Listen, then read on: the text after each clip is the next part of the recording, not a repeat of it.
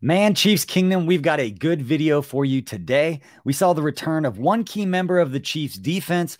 The cornerbacks as a group were getting after it up in St. Joe today. And we've got all the highlights, plus a look at the first unofficial depth chart of the year for the Chiefs. And we've got some nuggets from the pressers after practice.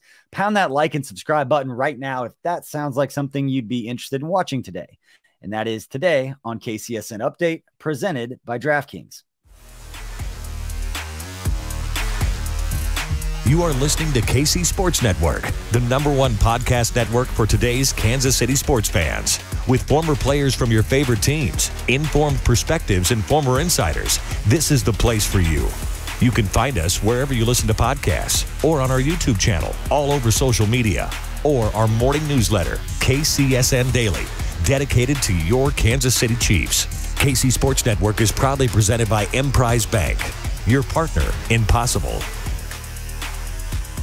Cornerback Rashad Fenton came off the PUP list and practiced today for the Chiefs for the first time since his off-season shoulder surgery. The 2019 sixth-round pick out of South Carolina has played in 42 games in his first 3 seasons, picking up 99 tackles and a couple of interceptions, heading into what should be a breakout season for the young cornerback. Huge opportunity for Fenton this season. And speaking of young corners, Trent McDuffie perhaps had his best day of camp thus far, and we've got it all for you right around the corner. But first, a word from DraftKings. Kansas, DraftKings Sportsbook is coming to the Sunflower State. It won't be long until you can bet on all your favorite sports from the comfort of your own home. To celebrate, all new customers will receive $100 in free bets when you sign up using code KCSN. Plus, one lucky customer will win a $100,000 free bet. That's right. DraftKings Sportsbook is giving you $100 in free bets just for signing up today. No deposit required. Soon, you'll be able to bet on money lines, spreads, props, and more with one of America's top-rated sportsbook apps, DraftKings Sportsbook.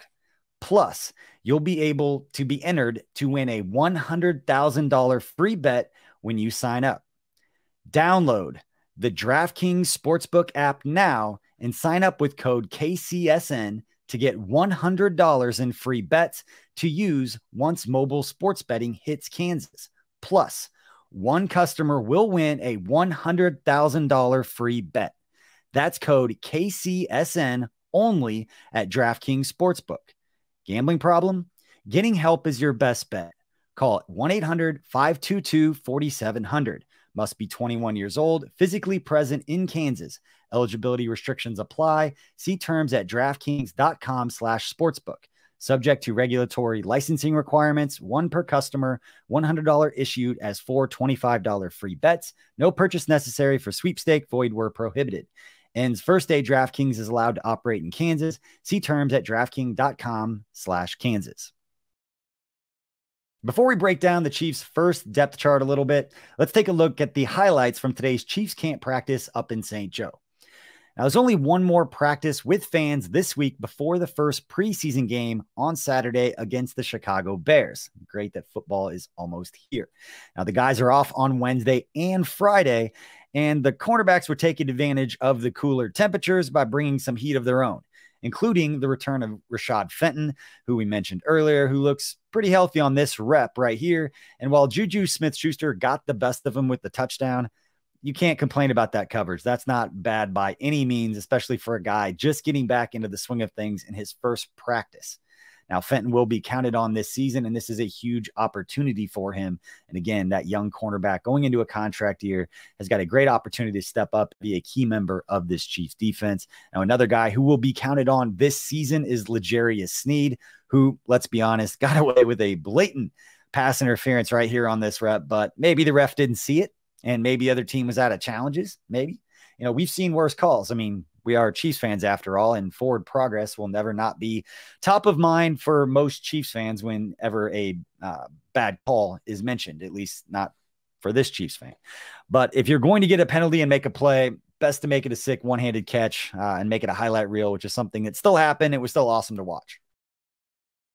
All right, here's a look at rookie fourth-round pick Josh Williams in coverage on Marquez Valdes-Scantling, and this one was legit. A nice interception in the end zone as the young DB did a great job locating the ball and making a play. But the performance of the day should probably go to Chiefs first-round pick Trent McDuffie, who continues his solid camp and had his best day thus far on Tuesday. And that included a couple of nice reps going up against Mecole Hardman. The first one you see right here is McDuffie's feel for the position, his ability to turn and locate the football, like we just talked about with Williams a minute ago. But the one thing us amateur scouts would always complain about with past Chiefs cornerbacks is not getting their head around and locating the ball when the ball is on the way. Not an issue here with McDuffie. And then again, on the very next play, McDuffie finds himself in great position on the inside and gets his head around again to try and make a play on the ball. Encouraging day from the young defensive back who was looking like a starter halfway through his rookie camp. And his most impactful play, and something we've seen throughout camp from him right here, going at the ball and knocking it loose and causing a takeaway for the Chiefs defense. He gets it away from Marquez Valdes-Scantling.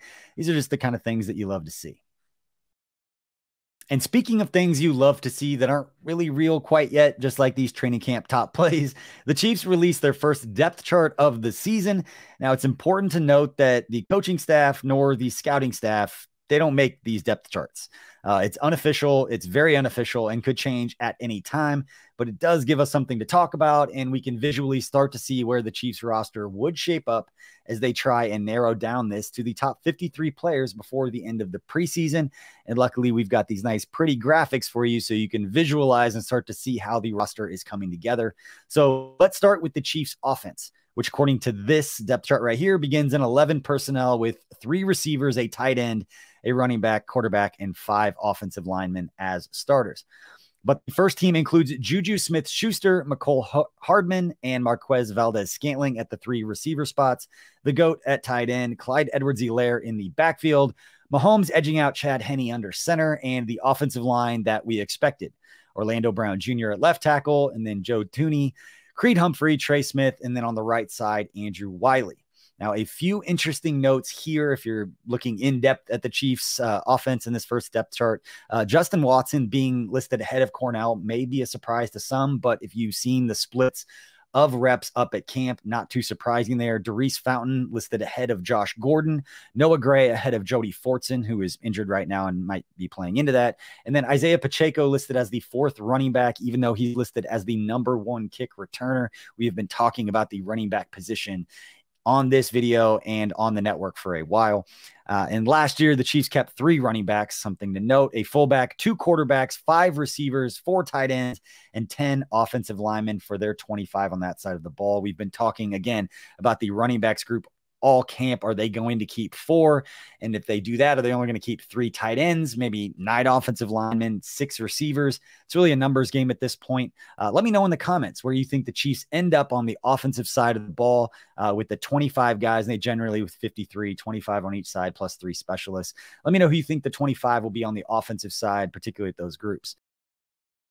Now, taking a quick look at the specialists, nothing too surprising here. Based on what we've already seen and heard, Justin Reed made a late push for Butker's spot, but a rough attempt on Tuesday, by all reports, may have done him in after a viral video of Justin Reed banging one from 60+ for a field goal. It made its rounds across the interwebs over the last couple of days. But moving along to the defense, here how things shake out right now on this depth chart. One note here is Rashad Fenton was listed at the bottom, probably because he wasn't practicing and just came off of the PUP list. So expect that to change next week going into their second preseason game when they put out a new depth chart. But the one that really jumps out here to some might be Mike Dana holding that starting spot right now over rookie George Karlaftis. Now, again, this doesn't mean anything. We've talked about it recently on this show. Your top defensive linemen barely play over 50% of the snaps anyways. Those guys are rotating. So starting positions really don't matter. But it's interesting nonetheless when you look at the fact that Trent McDuffie is listed as a starter. But joining Dana are Derek Nottie, Chris Jones, and Frank Clark up front, with Elijah Lee, Nick Bolton, and Willie Gay starting at linebacker, with Lee in there and Leo Chanel playing the same position on paper. But when you look at those guys, they're 2 different kinds of players, so I wouldn't look too much into this. Both Lee and Chanel are great chess pieces for Steve Spagnuolo. And it's good to have guys who can do different things, have different body types and skill sets, so you have a better chance to match up from week to week as you face offenses that have different kinds of skill guys. You want to be able to match up with a lot of people. Now, Thornhill and Reed listed as the two starters at safety. And perhaps another small surprise is DiCaprio Bootle listed ahead of Lonnie Johnson. But we know Dave Toub has spoke highly of Bootle in the past, and Johnson is a player a lot of us have heard of just because of his time playing against the Chiefs over the past few years with the Texans. And again, that could change, but interesting notes right there. Just mentioned McDuffie already listed as the starter at cornerback opposite L'Jarius Sneed, which makes sense based on how he's performing. And we've got Rashad Fenton back in the mix. Where do they go? Inside, outside? Kind of depends on what position group they're in, but still a rookie getting a first team nod on the first depth chart for McDuffie, which is noteworthy. Now, last year, the Chiefs kept 25 guys on defense on the initial cutdown, and that included 4 defensive tackles, 5 defensive ends, 6 linebackers, 6 cornerbacks, and 4 safeties. What changes this year? Do you see those numbers switching around any bit? If you do, let me know in the comments what you're thinking and how the defense shapes up in those 25 spots. And finally, here's a recap of today's pressers from Chiefs camp. All the assistant coaches spoke, as well as assistant general manager Mike Borgonzi. Here's what Borgonzi had to say after Chiefs camp today. How's it going? Good to see everybody. It's great to be back up at training camp here. The energy's been high. I think the competition's been great so far. This is my 14th training camp that I've had the privilege to be a part of with the Chiefs. I was part of the original team that came up here in 2010, so it's always great to come up here to Missouri Western. Entire city of St. Joe's, they just do an outstanding job every year hosting us. So where our roster is right now, we've added 50 new players to the roster since the end of last season, active guys. Whether that be through reserve future signings, unrestricted free agents, draft, trades, waiver claims. So every year, every team is different. So I think Coach stresses, coming up here and building that team camaraderie. Especially for the new guys to get acclimated to the way we practice, the way we, our culture. And that's also an important time for our personnel department. So we're out here every day watching practice. After practice, we're, in there watching tape multiple times to really hone in on different position groups and players. At night, we're meeting with the coaches to get their input and their rankings on the players. How are they doing in the meeting rooms? How are they picking up the playbook? Are the new guys getting acclimated to our culture? And so then once this weekend starts, really, we begin the process of evaluating the other 31 rosters in the league. So that's an important time for us. So it's not just the, 14 wide receivers that we have in camp here. It's the 400 league-wide that we're going to get our eyes on. So it's a lot of work. Our pro department does a great job, headed up by Tim Terry, and bringing up those players to, Veach, myself, Mike Bradway, to find value. We're never going to stop trying to add to this roster. When you get up to training camp, the draft is over. There's a few different ways. It's through street free agency. You saw us sign Carlos Dunlap last week, and then through the waiver claim process that happens here after the cutdown day is a big time for us. And then you've also seen us make some small trades during the preseason, whether it's player for player or conditional picks. I think back in 2018, that's how we were able to acquire Tavarius Ward in a trade with Dallas for a player for player. So we're always looking for different ways to add players, to add competition to the group throughout training camp.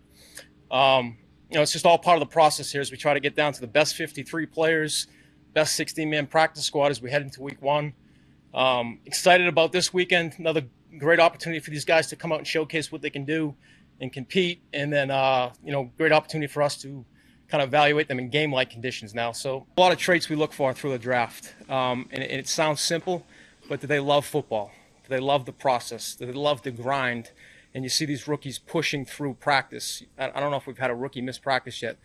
They love the game. They love meeting. They want to get better. They're constantly doing that. So when we're going through that evaluation phase during the draft, and our college guys do a great job of really vetting their personal character and their football character, do they love the game? Are they smart? Are they tough? Are they dependable? Are they going to be good in the community? So those are the things we really try to emphasize over the last couple of years.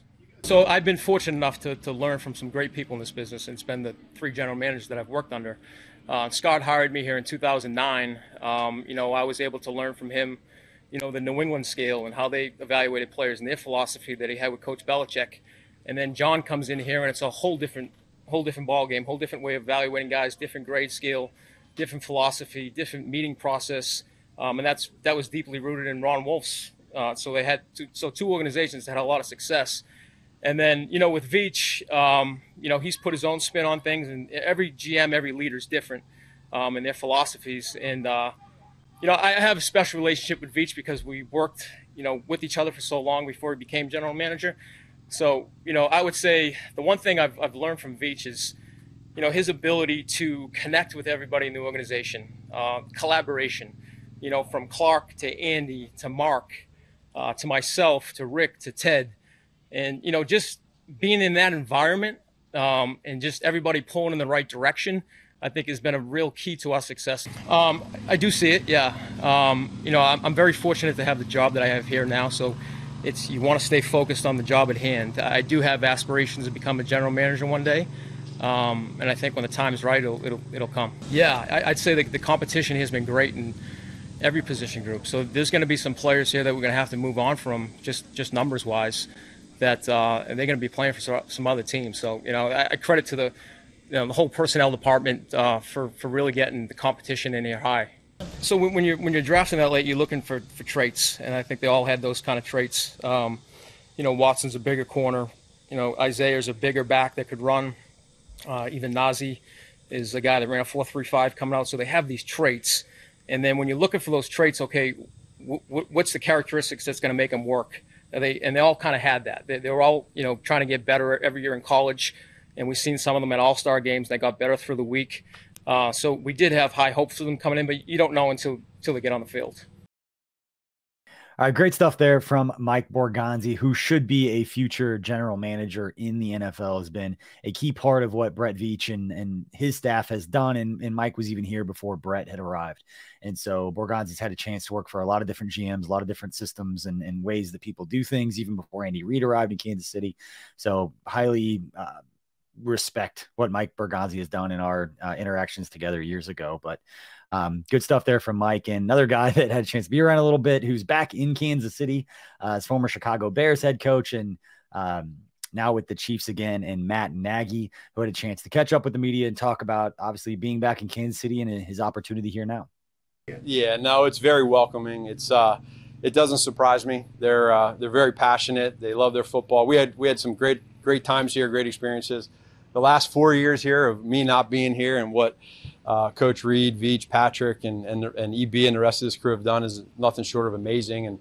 But I think we had a lot of good times up to that point, and now I'm back, and I appreciate that, and it means a lot to me. Sure. No, I think it's real life experiences. I'll say this right now, Pat, I wouldn't change anything of those 4 years experiences. I'd change a lot of what happened, is wishing we won more and could have done more. But I learned a lot, and that part I wouldn't change. I think I got to be able to self-reflect on where I went wrong and how I could have been better. But I built a ton of great relationships with a lot of great people, starting with Mrs. McCaskey, with George McCaskey, Ted Phillips, Ryan Pace, and so many great players and coaches. We did, those will last forever. Those aren't going to leave. 4 years is gone, but it didn't end how we wanted it to. And there was disappointment, there was discouragement. But in all that said, I know I'm not defeated. I know those other players, coaches, and people aren't defeated.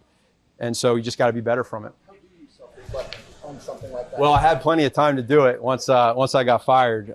You have some time, and there's the grieving process. I think that's normal, but you have to use that to be better, and however that is. But when you have a circle of friends of people that can help you out through that process, it makes it a lot easier. So it's a part of it, man. This is the next journey for me, the next chapter, and we're gonna move on with that. Yeah, I'll tell you what, it is so neat to see his growth of where he's at and what he's done.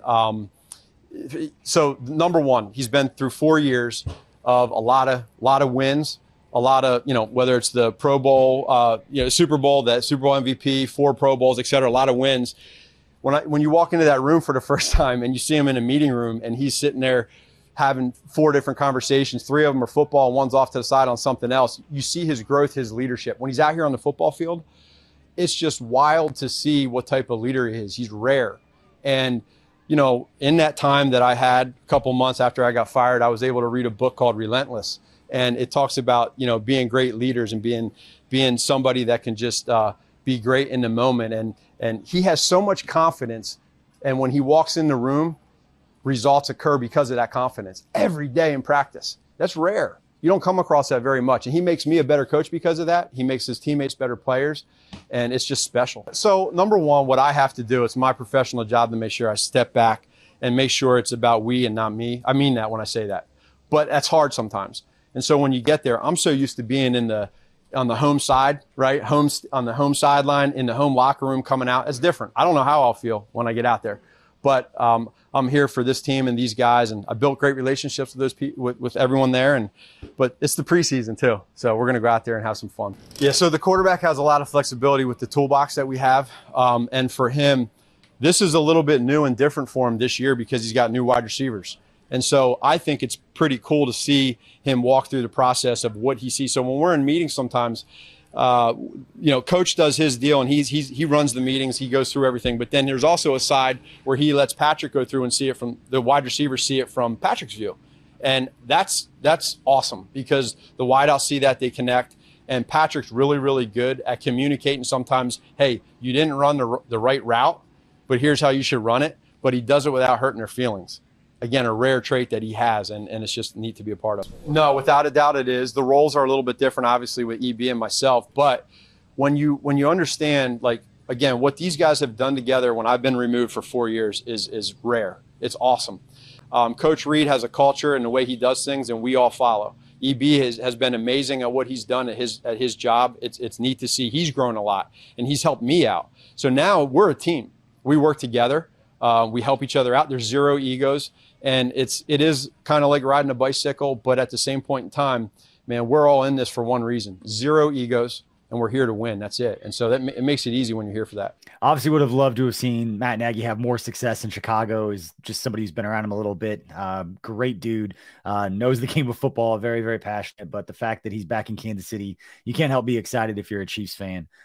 This is a very good thing for the Chiefs offense, Patrick Mahomes and all those guys. It's only going to add even more with Eric Bieniemy and all those guys in the same room. It's a great thing, and those guys get along. They know each other. They've known each other a very long time, and that's going to be a great thing. But another guy who's known these coaches a very long time is Dave Toub, the Chiefs assistant head coach and special teams coordinator. Had a chance to catch up with the media as well, and here's what Toub had to say on Tuesday after practice. I wanted to surprise him. I saw him standing there like he was hanging out. He's always hanging out at the field goal drill. So I just wanted to surprise him, throw him in there, see how he would handle it. I don't think we found our backup kicker yet. But we're going to continue, because he's got a good leg. We're going to keep working it and see what he can do there. Give him a little bit more practice before we just throw him in. Yeah, I want to see all the rookies. I want to see, guys like Cook. I want to see him cover. Anderson unfortunately got hurt today, but other safeties I want to see. I also want to see Watson. I want to see Justin Watson, the wide receiver. I want to see Jalen Watson. The corners. Nagy, Johnson. I mean, all those guys. Every one of those defensive guys. We got to sort that thing out. We got to see who's going to be a player for us and who can help us on teams. And this Bears game is going to be real important for all those guys. I can't mention them all right now, but every one of them, it's real important. He's going to be we're going to start him off. Like I said last time, we're going to give him every chance to be that guy. I mean, I just think he's got all the attributes, to be a good kick returner, and he's gotten better and better at practice, and he's doing little things better, and he's catching the ball great. And now we got to see what happens with live bullets. When guys are coming down there to take your head off, it's a little bit different. So we'll see how he handles it. Yeah, exactly. I mean, if Hardman's getting a lot of reps on offense, we don't want him to run a punt returner and then have to take him out for the first down of offensive play. I mean, that's really what happens. And, now you're handicapping your offense, because he just got done running a punt returns. I'm hoping, we're hoping that he can be a guy. We got McDuffie now too. McDuffie's a guy. He's probably, out of all the guys, of the new players, of the new guy, he's probably the best catcher. I'd call him the best punt catcher right now, the way we see it in camp. But everything changes when you have live bullets. So you got to see how they handle it. They have to have toughness. They have to be smart. It can't be a guy that's going to block somebody in the back, an important return. And they have to be aggressive. They have to have great speed, toughness, great balance. To block, willingness to block. I mean, there's a lot of offensive players that aren't necessarily, they want to stick their head in there and I'm talking about the wide receivers who want to get in there and do the tough, dirty work. Same thing goes with DBs. So we got to find out about those guys. I mean, that's, you can't really resemble that. You can't get that in these practices. That's it for today's KCSN update. Appreciate you for watching and listening. Please don't forget to like and subscribe and leave a comment or a review if you're listening to the podcast. We appreciate your support and us trying something new here at KC Sports Network. We know there's a lot of places that you can go to get great Chiefs news and updates. And we appreciate you supporting us here. Again, please hit that like and subscribe button so we know we're doing something right. Until next time, everyone, please be kind to one another.